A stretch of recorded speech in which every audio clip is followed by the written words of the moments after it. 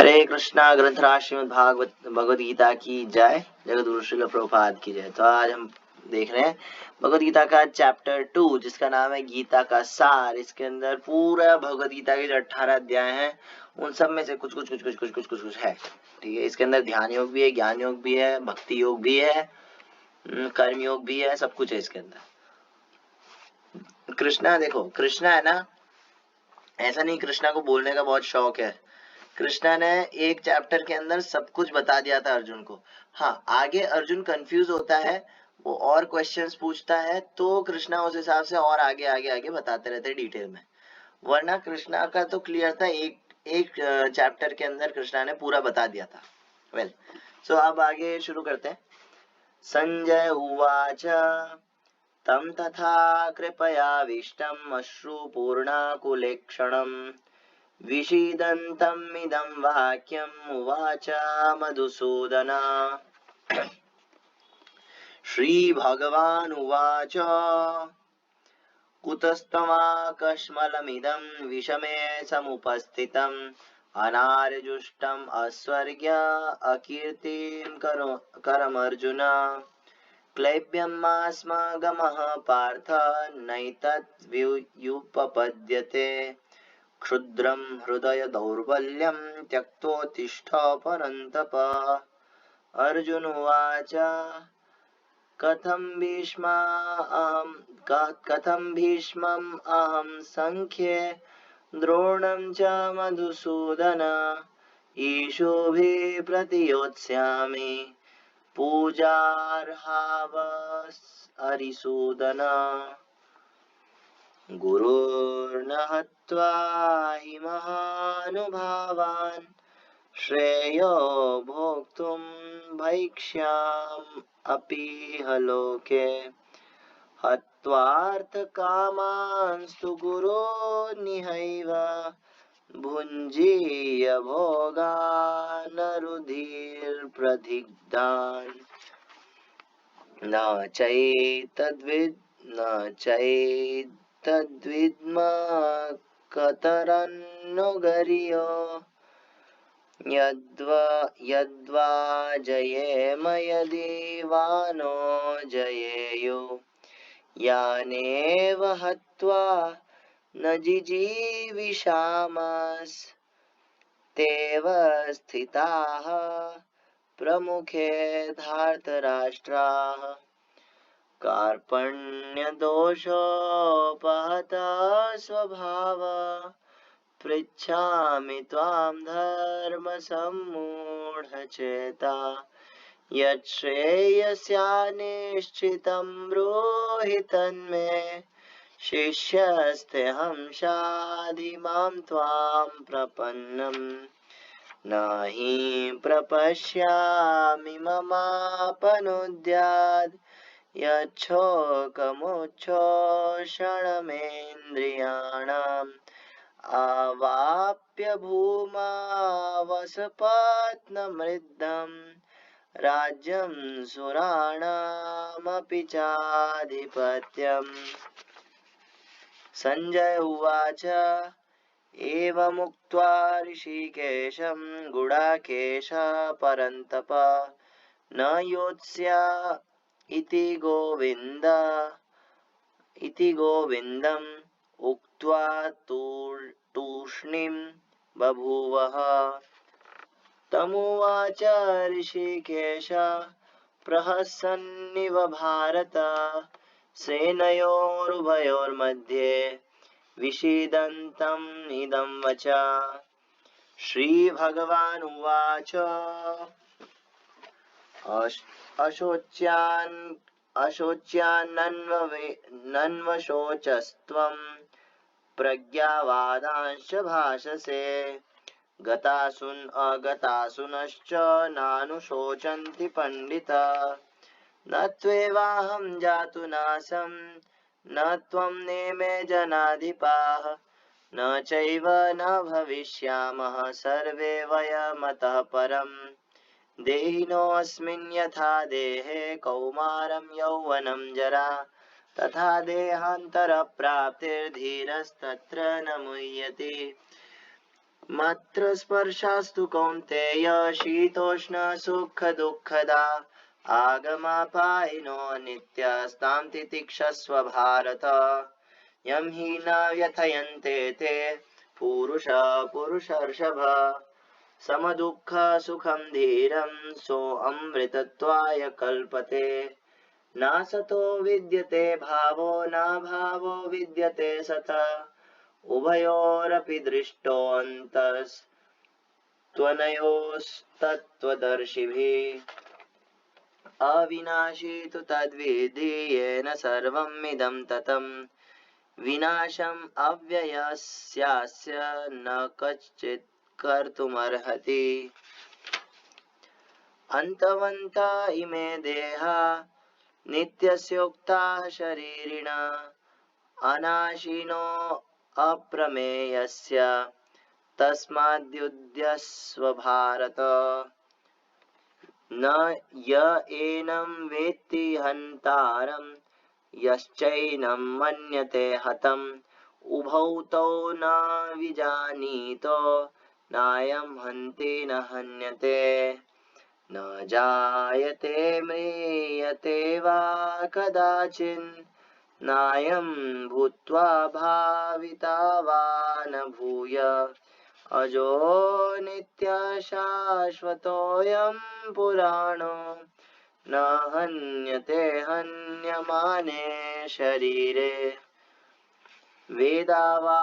वेदाविनाशिनं नित्यं य एनम् अजमव्ययम् कथं स पुरुषः पार्थ कं घातयति हन्तिकम् वसांसि जीर्णानि यथा विहाय नवानि गृह्णन्ति नरोपराणि तथा शरीराणि विहाय जीर्णानि अन्यानि संयाति नवानि देहि नैनं छिन्दन्ति शस्त्राणि नैनं दहति पावकः न चैनं क्लेद्यन्त्यपो न शोषयति मारुतः अच्छेद्योऽयं दाह्योऽयम् अक्लेद्यो शोष्य एव च नित्यः सर्वगतः स्थाणुर् अचलोऽयं सनातनः अव्यक्तोऽयम् अचिन्त्योऽयम् अविकार्यो अयमुच्यते तस्मादेवं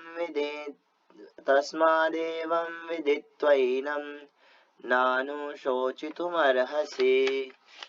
अथ चैनं नित्यजातं नित्यं वा मन्यसे मृतं तथापि त्वं महाबाहो नैनं शोचितुमर्हसि जातस्य हि ध्रुवो मृत्युर्ध्रुवं जन्म मृतस्य च तस्मादपरिहार्यर्थे न त्वं शोचितुमर्हसि अव्यक्तादीनि भूतानि व्यक्तमध्यानि भारत अव्यक्तानिधनान्यैव तत्र का परिदेवना आश्चर्यवत् पश्यति कश्चिदेनम् आश्चर्यवद्वदति तथैव चान्य आश्चर्यवच्चैनमन्यः शृणोति श्रुत्वाप्येनं वेद न चैव कश्चित् देहि नित्यम् अवध्योऽयं देहे सर्वस्य भारत तस्मात् सर्वाणि भूतानि न त्वं शोचितुमर्हसि स्वधर्ममपि चावेक्ष्य न विकम्पेतुमर्हसि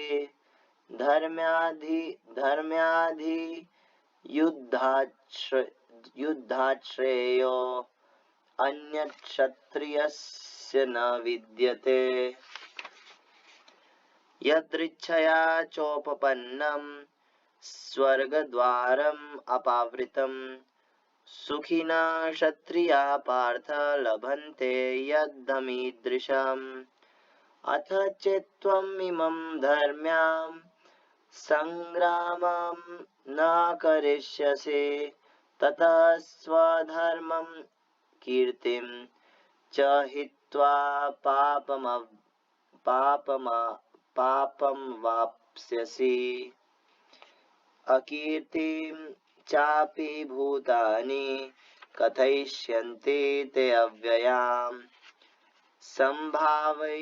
संभावितस्य च कीर्तिर्मरणाद् इति ऋच्यते।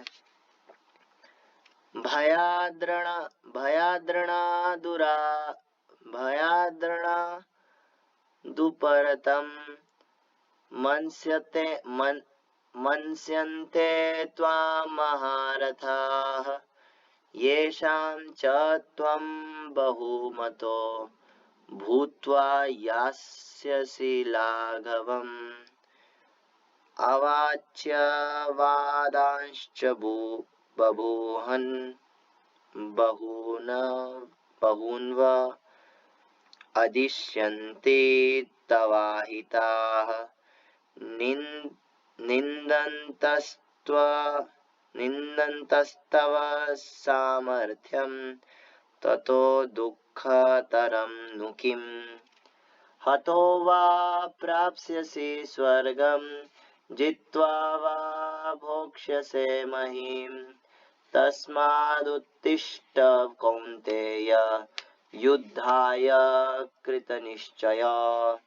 सुखदुःखे समे कृत्वा लाभालाभौ जयाजयौ ततो युद्धाय युज्यस्व नैव पापमवाप्स्यसि। एष ते अभिहिता सांख्ये बुद्धिर्योगे त्विमां शृणु। बुद्धया युक्तो यया पार्थ कर्मबन्धनं प्रहास्यसि।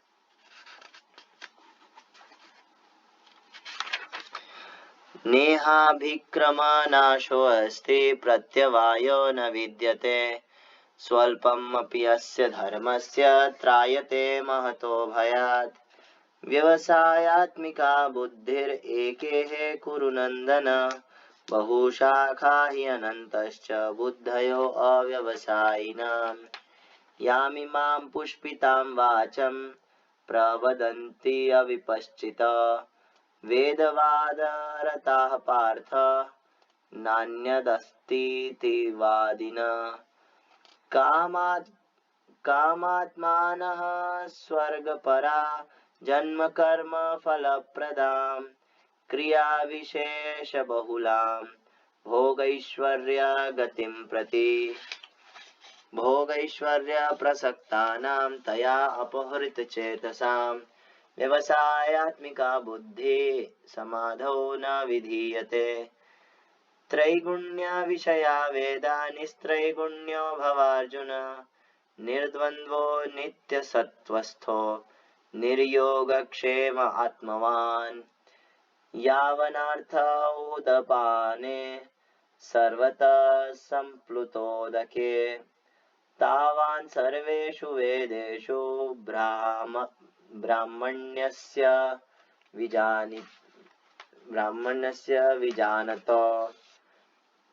कर्मण्येवाधिकारस्ते मा फलेषु कदाचन। मा कर्मफलहेतुर्भूः मा ते संगोऽस्त्वकर्मणि। योगस्थः कुरु कर्माणि संगं त्यक्त्वा धनञ्जय। सिद्ध्यसिद्ध्यो समो भूत्वा समत्वं योग उच्यते। दूरेण हि अवरं कर्म बुद्धियोगात् धनञ्जय। बुद्धौ शरणमन्विच्छ कृपणा फलहेतव। बुद्धियुक्तो जहातीह उभे सुकृतदुष्कृते। तस्माद् योगाय युज्यस्व योगः कर्मसु कौशलम्। कर्मजं बुद्धियुक्ता हि फलं त्यक्त्वा मनीषिणां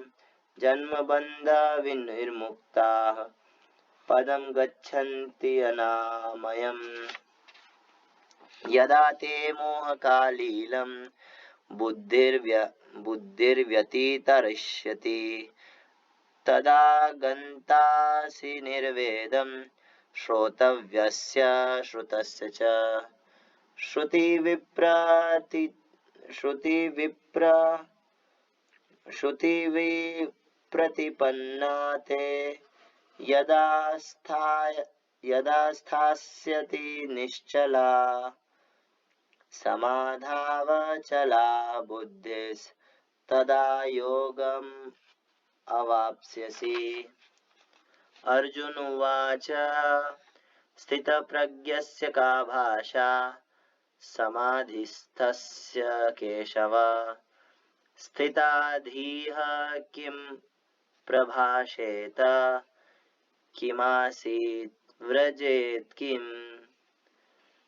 श्रीभगवानुवाच प्रजहाति यदा कामान् सर्वान् पार्थ मनोगतान् आत्मन्येवात्मना तुष्टः स्थितप्रज्ञस्तदोच्यते दुःखेषु अनुद्विग्नमनाः सुखेषु विगतस्पृहः वीतरागभयक्रोध स्थितधीरमुनिरुच्यते।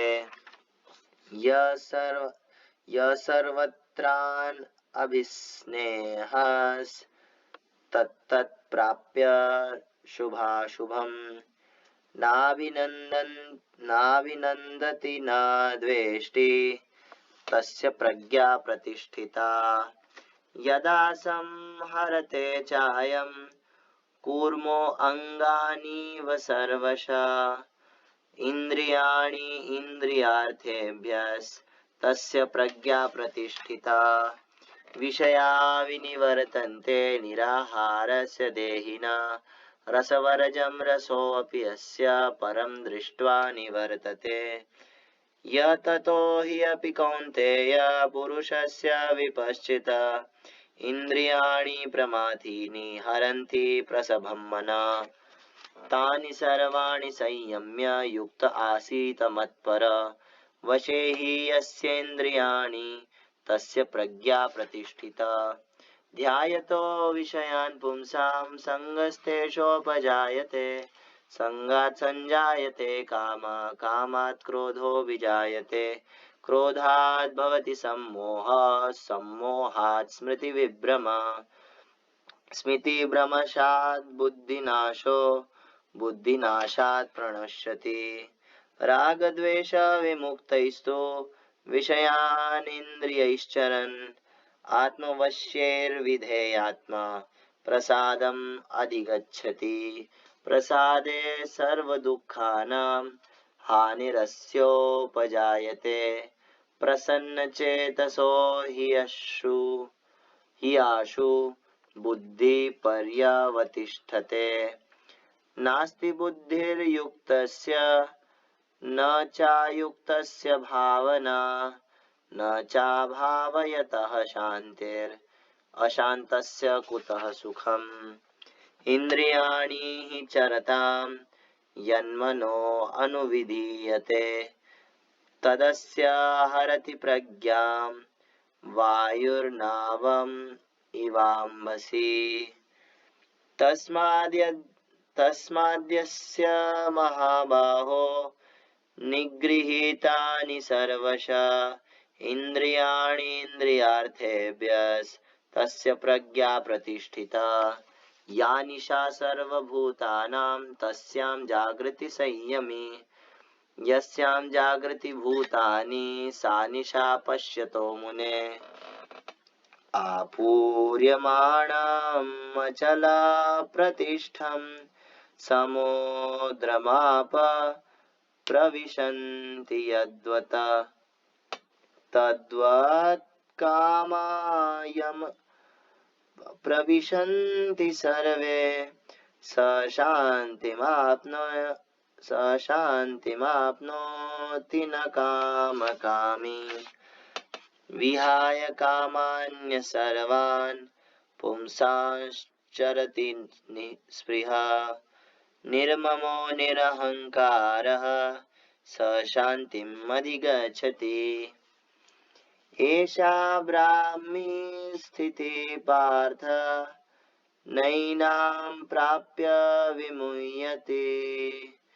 स्थितवास्यामन्तकालेऽपि ब्रह्म निर्वाणमृच्छते। हरे कृष्णा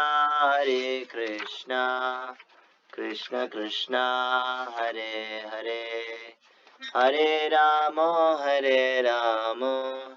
राम राम हरे हरे। ओके, सो भगवद गीता में अब आगे क्या हुआ, अब संजय बता रहे हैं। ये श्लोक, ये चैप्टर का स्टार्टिंग होता है, संजय बता रहे हैं, है ना। तो संजय बताते हैं, क्या बताया संजय ने बताया, संजय ने कहा, करुणा से व्याप्त शोक युक्त अश्रुपूरित नेत्रों वाले अर्जुन को देखकर मधुसूदन कृष्ण ने ये शब्द कहे। क्या कहा? अब कृष्णा जो है माइक हाथ में लेने वाले हैं। अभी तक फर्स्ट चैप्टर में कृष्णा ने बीच में कुछ नहीं बोला। तो अब कृष्णा बोल रहे हैं, श्री भगवान उवाच। भगवान, श्री भगवान ने कहा। यहाँ पे संजय पहले ही क्लियर कर रहे हैं, ये कोई ग्वाला नहीं है, ये कोई नॉर्मल व्यक्ति नहीं है, ये कोई अवतार भी नहीं है, ये कोई देवता भी नहीं है। ये कौन है? श्री भगवान उवाच। हे अर्जुन, तुम्हारे मन में यह कल्मश आया कैसे? यह उस मनुष्य के लिए तनिक भी अनुकूल नहीं है जो जीवन के मूल्य को जानता हो। इससे उच्च लोक की नहीं अपितु अपयश की प्राप्ति होती है। तो यहाँ पे कृष्ण उसको केवल मटेरियल मोटिवेशन दे रहे हैं। अभी केवल इतना ही देंगे, अभी आगे आएगा। तो आगे कह रहे हैं कि हे पृथापुत्र, इस ही नपुंसकता को प्राप्त मत हो, यह तुम्हें शोभा नहीं देता। हे शत्रुओं के दमन करता, हृदय की क्षुद्र दुर्बलता को त्याग कर युद्ध के लिए खड़े हो। मटेरियल मोटिवेशन जो है वो एक लिमिट तक काम करता है, लेकिन नॉलेज जो है वो परमानेंट काम करता है। मटेरियल मोटिवेशन जैसे yes you can do it, शाबाश, कर सकते हो, वन मोर रेप, है ना, कर सकते हो। और क्या कहते हैं यहाँ पे कृष्णा कह रहे हैं, नपुंसक हो क्या? हाँ, और ऐसा करके तो ठीक है, एक लिमिट तक काम करता है वो, लेकिन ये टेम्पररी मोटिवेशन देता है। परमानेंट मोटिवेशन चाहिए तो दिव्य ज्ञान लेना पड़ेगा। तो आगे अब अर्जुन कहता है कि अर्जुन ने कहा, हे शत्रुहंता, हे मधुसूदन, हे युद्ध भूमि में किस तरह भीष्म तथा द्रोण जैसे पूजनीय व्यक्तियों पर उलटकर बाण चलाऊंगा। ऐसे महापुरुषों को जो मेरे गुरु हैं, उन्हें मारकर जीने की अपेक्षा इस संसार में भीख मांगकर खाना अच्छा है। भले ही वे सांसारिक लाभ के इच्छुक हों, किंतु है तो गुरुजन ही। यदि उनका वध होता है तो हमारे द्वारा भोग्य प्रत्येक वस्तु उनके रक्त से सनी होगी। हम यह भी नहीं जानते कि हमारे लिए क्या श्रेष्ठ है, उनको जीतना या उनके द्वारा जीते जाना। यदि हम धृतराष्ट्र के पुत्रों का वध कर देते हैं तो हमें जीवित रहने की आवश्यकता नहीं है, फिर भी वे युद्ध भूमि में हमारे समक्ष खड़े हैं। अरे बाबा, इतना कंफ्यूजन है, हम धृतराष्ट्र के पुत्रों को मारे नहीं मारे, क्या करें? सामने भीष्म और द्रोण खड़े हैं, उनको मारे या उनसे मर जाए? हाँ, मैं जंगल चला जाऊं, जाकर के भीख मांग के खा लूं, क्या करूं मैं? कुछ समझ नहीं आ रहा। अब अर्जुन जो है काम की बात पर आता है। कार्पण्य दोषोपहत, अब मैं अपनी कृपण दुर्बलता के कारण अपना कर्तव्य भूल गया हूँ और सारा धैर्य खो चुका हूँ।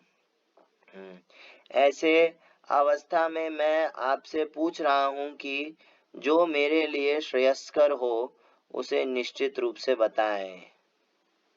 अब मैं आपका शिष्य हूँ और आपका शरणागत, कृपया मुझे उपदेश दें। तो अब अर्जुन ने रोल स्विच कर लिए। अब अर्जुन ने कृष्णा को फ्रेंड की जगह, सारथी की जगह गुरु बना लिया है। और कृपण दुर्बलता, अर्जुन ने सबसे पहली चीज तो एक्सेप्ट करा है और सरेंडर करा है। Accept and surrender. एक्सेप्ट करो कि मैं भौतिक जगत में दुखी हूं। ये एक्सेप्ट करना जरूरी है। जब तक एक्सेप्ट नहीं करेंगे तब तक हम भक्ति में आगे बढ़ ही नहीं सकते।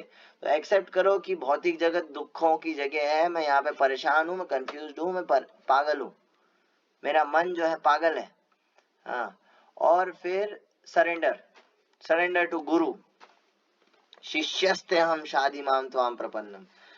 कृष्णा को फ्रेंड बना करके जो है उनसे नहीं बोला, कृष्णा सेम है लेकिन उनको गुरु का रोल दे दिया अर्जुन ने। क्यों? बिकॉज गुरु ही जो है ओम अज्ञान तिमिरांधस्य ज्ञान अंजन शलाकया, ये जो अज्ञान का जो क्या कहते हैं तिमिरांधस्य, है ना, ये जो अज्ञान का जो अंधेरा है इसको हटाया।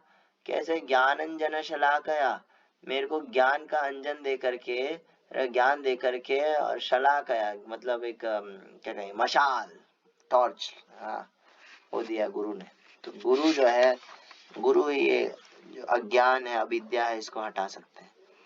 मुझे ऐसा कोई साधन नहीं दिखता जो मेरी इंद्रियों को सुखाने वाले इस शोक को दूर कर सके। स्वर्ग पर देवताओं के अधिपत्य की तरह इस धन धान्य संपन्न सारी पृथ्वी पर निष्कंटक राज्य प्राप्त करके भी मैं इस शोक को दूर नहीं कर सकूंगा। Without you I have nothing. आपके अलावा मेरा और कोई शेल्टर नहीं है, मैं कहीं नहीं जा सकता। इतना फेथ होता है। अब आगे श्री भगवान नहीं, संजय उवाच, संजय ने कहा, इस प्रकार कहने के बाद शत्रुओं का दमन करने वाला अर्जुन कृष्ण को बोला, हे गोविंद मैं युद्ध नहीं करूंगा, और चुप हो गया। कि भाई हाँ ठीक है, मेरे समझ में मेरे तरफ मेरे हिसाब से तो यही सीन है। हाँ, हे भरतवंशी धृतराष्ट्र, उस समय दोनों सेनाओं के मध्य शोक मग्न अर्जुन से कृष्ण ने मानो हंसते हुए ये शब्द कहे। कृष्ण हंसे और बोले, श्री भगवान वाच। अब भगवान ने कहा, तुम पांडित्य पूर्ण वचन कहते हुए उनके लिए शोक कर रहे हो जो शोक करने योग्य नहीं है। जो विद्वान होते हैं वे न तो जीवित के लिए न ही मृत के लिए शोक करते हैं। कृष्ण हंस रहे हैं, यार तुम क्या कहते हैं डबल डबल बातें कर रहे हो। एक तरफ तो क्या कहते हैं शास्त्रों का भी उदाहरण दे रहे हो, गुरु को नहीं मारना चाहिए, ये वो, हाँ, और नरक चले जाएंगे और पिंडदान नहीं होएगा। और दूसरी तरफ तुम मतलब शास्त्रों की बातें कह रहे हो, और दूसरी तरफ कह रहे हो कि क्या कहते हैं मर जाएंगे और शोक कर रहे हो। ये तो डबल डबल बातें हैं। नहीं, ये ऑपोजिट चीजें हैं, ये नहीं चलेगा। जो विद्वान होते हैं वे ना तो जीवित के लिए ना ही मृत के लिए शोक करते हैं। हाँ, आगे, ऐसा कभी नहीं हुआ कि मैं ना रहा हूं या तुम ना रहे हो अथवा ये समस्त राजा ना रहे हो, और न ऐसा है कि भविष्य में हम लोग नहीं रहेंगे। तो आगे कृष्ण कहते हैं, देहिनो अस्मिन् यथा देहे, जिस प्रकार शरीरधारी आत्मा इस वर्तमान शरीर में बाल्यावस्था से तरुणावस्था में और फिर वृद्धावस्था से निरंतर अग्रसर होता रहता है, उसी प्रकार मृत्यु होने पर आत्मा दूसरे शरीर में चला जाता है। धीर व्यक्ति ऐसे परिवर्तन से मोह को प्राप्त नहीं होता। मतलब जैसे हम देखते हैं अगर किसी के बचपन की फोटो है, बचपन की फोटो और जवानी की फोटो मैच नहीं खाती, मतलब मैच नहीं करती, है ना। तो लेकिन क्या बंदा चेंज हुआ है? नहीं, बंदा तो सेम ही है। तो वो बॉडी, छोटा वाला बॉडी कहाँ गया? साइंस कहता है ना हर 7 साल में बॉडी के सारे सेल्स रिप्लेस हो जाते हैं। नए सेल्स मतलब नया बॉडी, और क्या। तो हर 7 साल में हम एक नया बॉडी ले रहे हैं, लेकिन हम वही के वही आइडेंटिटी बनी रहती है। उसी प्रकार जब बॉडी खत्म भी हो जाती है, मर भी जाती है बॉडी जो है, उसके बाद भी हमारी आइडेंटिटी बनी ही रहती है। उसके बाद तो धीर व्यक्ति जो है वो इस सबसे परेशान नहीं होता कि मृत्यु और ये वो बॉडीली चेंजेस से परेशान नहीं होता। धीर माने क्या? धीर माने जो आत्मा की अवस्था में स्थित है। जो जानता है कि मैं आत्मा हूँ। और हाँ ठीक है, मैं आत्मा हूँ। तो क्या करो हे कुंती पुत्र, सुख तथा दुख का क्षणिक उदय तथा काल क्रम में उनका अंतर्धान होना सर्दी तथा गर्मी के ऋतुओं के आने जाने के समान है। हे भरतवंशी, वे इंद्रिय बोध से उत्पन्न होते हैं और मनुष्य को चाहिए कि अविचल भाव से उनको सहन करना सीखे। तो धीर धीरस तत्र न मुह्यते। तो आगे कृष्ण कहते हैं हे पुरुष श्रेष्ठ अर्जुन, जो पुरुष सुख तथा दुख में विचलित नहीं होता और इन दोनों में संभाव रहता है, वह निश्चित रूप से मुक्ति के योग्य है। तत्वदर्शियों ने यह निष्कर्ष निकाला है कि असत यानी कि भौतिक शरीर का तो कोई चिरस्थायित्व नहीं है, किंतु सत आत्मा अपरिवर्तित रहता है।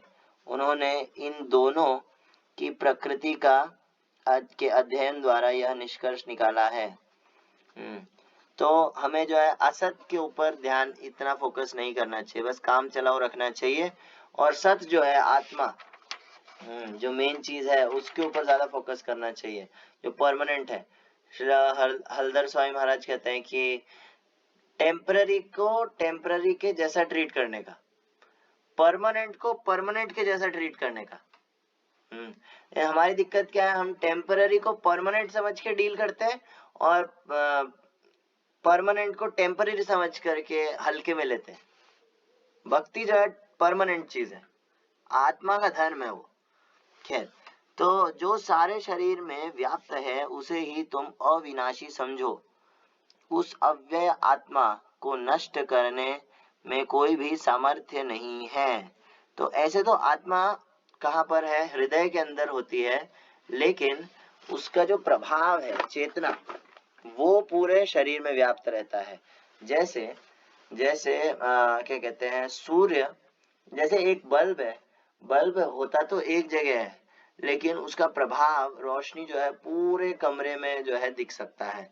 उसी तरह से क्या कहते हैं, आत्मा भी भले होता तो हृदय में है, लेकिन पूरे शरीर में उसकी चेतना रहती है। चेतना का मतलब है सेंसिटिवनेस, कि भाई कॉन्शियसनेस, कि भाई मान लो मैं आपको पूरे शरीर में कहीं पर भी नोचूं या मारूं तो आपको फील होएगा, एक प्रकार का भाव उत्पन्न होएगा उससे। हाँ, तो उसे कहते हैं चेतन। लेकिन कोई जड़ चीज है, कोई नॉन लिविंग चीज है, उसको कितना ही मारो कुछ भी करो उससे कोई फर्क नहीं पड़ता, लेकिन मैं आपको मारूं तो फर्क पड़ेगा। क्यों? क्योंकि हम चेतन आत्मा हैं, हम भगवान के अंश हैं, तो परम चेतन हैं। ओके, सो आगे अविनाशी अप्रमेय तथा शाश्वत जीव के भौतिक शरीर का अंत अवश्यम भावी है। अतः हे भरतवंशी युद्ध करो। देखो तुम युद्ध करोगे तब भी जो है वो मरने वाले हैं, ऐसा तो है नहीं तुम युद्ध नहीं करोगे तो उनका शरीर बच जाएगा। वेल, तुम आत्मा को मार नहीं रहे हो, मेन जो व्यक्ति है, तुम्हारी आसक्ति किससे, व्यक्ति से है ना, उसको तो मार ही नहीं रहे हो तुम शरीर को मार रहे हो। और तुम नहीं मारोगे तब भी वो मरेगा, तो क्या ही फर्क पड़ता है, मारो। जो इस जीवात्मा को मारने वाला समझता है तथा जो इसे मरा हुआ समझता है, वे दोनों ही अज्ञानी हैं, क्योंकि आत्मा ना तो मरता है और ना मारा जाता है। आत्मा जो है ना मरता है ना मारा जाता है। इसे आगे वाले श्लोक में भगवान क्लियर करते हैं। आत्मा के लिए किसी भी काल में न तो जन्म है न मृत्यु, वह ना तो कभी जन्मा है, न जन्म लेता है और न जन्म लेगा। वह अजन्मा, नित्य, शाश्वत तथा पुरातन है। शरीर के मारे जाने पर वह मारा नहीं जाता। आत्मा जो है, आत्मा के अंदर ये गुण है, क्वालिटीज हैं।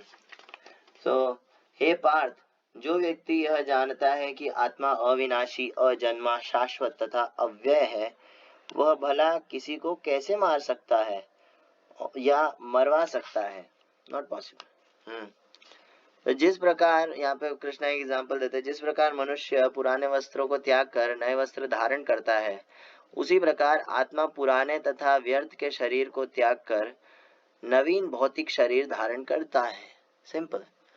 जैसे हम कपड़े चेंज करते हैं, कोई कपड़े चेंज करता है तो रोते हैं क्या कि भाई अरे उसने कपड़े चेंज कर लिए, हमें तो वही कपड़ा अच्छा लगता था। नहीं, है ना, व्यक्ति तो है ना। उसी प्रकार कृष्ण यहाँ पे कह रहे हैं कि भाई तुम शोक मत करो, आत्मा जो है तो ये बॉडी छोड़ेगा, दूसरा बॉडी ले लेगा। तो आगे नैनम छिन्नन्ति शस्त्राणी। अच्छा, तो वो कह रहे हैं कि ये जो शरीर है इसको मारने में कोई भी समर्थ नहीं है। हाँ, ना ही कोई इसको अस्त्र शस्त्र से काट सकता है, ना ही इसको आग से जला सकते हो, ना ही इसको डुबो सकते हो, भिगो सकते हो, और ना ही इसको हवा ही टच कर सकती है, सुखा सकती है। कहने का मतलब है आत्मा जो है वो स्पिरिचुअल है नेचर में। हाँ, वो ट्रांसेंडेंटल है। ट्रांसेंडेंटल का मतलब भौतिक नहीं है, भौतिक चीजों के परे है, भौतिक चीजों उसको छू भी नहीं सकती। कुछ साइंटिस्ट लोग, कुछ सो कॉल्ड धर्म के फॉलोअर्स वो कहते हैं कि आत्मा को प्रूव करने के लिए कहते हैं कि 11 ग्राम, सॉरी कितना, 21 ग्राम जो है शरीर में से वजन कम हो जाता है जब व्यक्ति की डेथ होती है। तो ये 21 ग्राम क्या है, ये आत्मा है। लेकिन ये आत्मा नहीं हो सकता, क्योंकि आत्मा जो है, क्योंकि स्पिरिचुअल है, इसलिए उसको जो है हमारी जो क्या कहेंगे उसको, सीमित जो टेक्नोलॉजी है, ये क्या कहते हैं, भाप नहीं सकते, ये मटेरियल चीजें पकड़ ही नहीं सकती उसको। सिंपल सी चीज है। खैर, तो आगे कृष्णा कहते हैं यह आत्मा अखंडित तथा अघन अघलनशील है, अघुलनशील है। ओके, इसे न तो जलाया जा सकता है, न ही सुखाया जा सकता है। यह शाश्वत, सर्वव्यापी, अविकारी, स्थिर तथा सदैव एक सा रहने वाला है। सदैव एक सा रहने वाला है। ऐसा नहीं है कि आत्मा ब्रह्म में विलीन हो जाएगा। अखंडित तथा अघुलनशील है। ये कोई नींबू की शिकंजी नहीं है जो आत्मा और परमात्मा को एक साथ रख दिया, मिला दिया और एक हो गया। नहीं, ऐसा नहीं है। आत्मा अलग है और भगवान अलग है हमेशा। तो शाश्वत, सर्वव्यापी, अविकारी, उसमें कोई विकार, कोई चेंज नहीं आता आत्मा में कभी भी। सो आत्मा को, आत्मा इवन टाइम के द्वारा भी स्पृश्य नहीं है, टाइम फैक्टर भी उसको छू नहीं सकता, क्योंकि उसके अंदर चेंज ही नहीं आता ना, अविकारी है। विकार क्यों आता है? भगवान की काल शक्ति के प्रभाव में आके जो है चीजों में जो है चेंज आता है, विकार आता है। लेकिन आत्मा जो है, आत्मा के कुछ खास फर्क नहीं पड़ता है। सब बॉडी जो है वो काल के अधीन है। लेकिन आत्मा कालातीत भी है, लेकिन अगर कोई आत्मा के लेवल पर आए तब उस लेवल पर आ सकता है।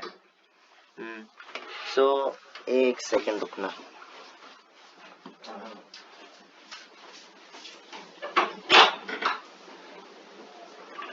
चुप रहने का। हाँ जी। सो कृष्णा एक ही चीज को दो श्लोकों में बार बार कह रहे हैं अलग तरीके से। यह आत्मा अव्यक्त, अकल्पनीय तथा अपरिवर्तनीय कहा जाता है।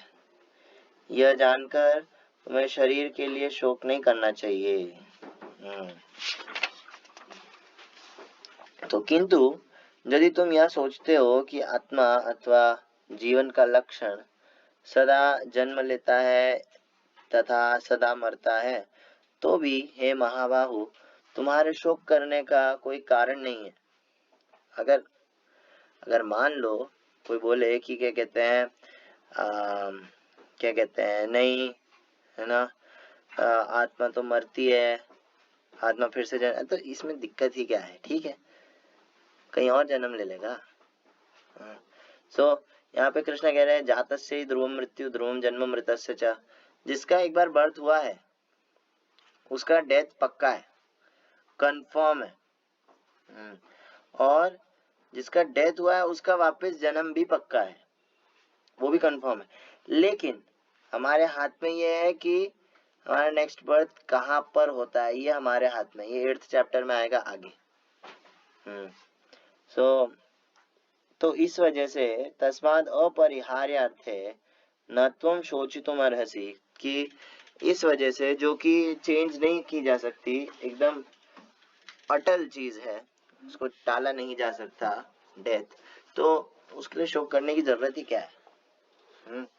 भगवान के चिल चिल करो यार, जबरदस्ती शोक कर रहे हो। सारे जीव प्रारंभ में अव्यक्त रहते हैं, मध्य अव्यस्ता, ठीक है। तो कृष्णा कह रहे हैं यहाँ पे कि जीव जो है मतलब जन्म से पहले जो DOB है, डेट ऑफ बर्थ, उससे पहले हमारे सामने नहीं था वो जीवात्मा। हाँ, तो वो अव्यक्त रहता है ना, यानी कि हमारे सामने तो नहीं रहता है, तो एक तरह से जो है डोरमेंट अवस्था में रहता है, और उसके बाद थोड़े टाइम के लिए हमारे सामने रहता है और फिर छोड़ करके चला जाता है कहीं और। सो इसका मतलब ये थोड़ी है कि क्या कहते हैं मर गया, तो ट्रांसमाइग्रेशन चलता रहता है। सो कोई आत्मा को, अच्छा, तो यहाँ पे कह रहे कोई आत्मा को, आत्मा क्या है? वंडरफुल चीज, आत्मा इज वेरी वंडरफुल। कोई कोई आत्मा को जो है वंडर के साथ देखते हैं, कोई लोग आत्मा को क्या कहते हैं आश्चर्य के साथ बोलते हैं, कोई लोग आत्मा को के बारे में आश्चर्य के साथ सुनते हैं, और फिर काफी सारे लोग होते हैं श्रुत्वाप्य श्रुत्वाप्येनम वेद न चैव कश्चित, कि मतलब बहुत सारा सुनने के बाद भी उनको कुछ समझ नहीं आता, कुछ नहीं घुसता उनके। आत्मा एक ऐसी चीज है, तो इसमें ऐसा क्या खास है?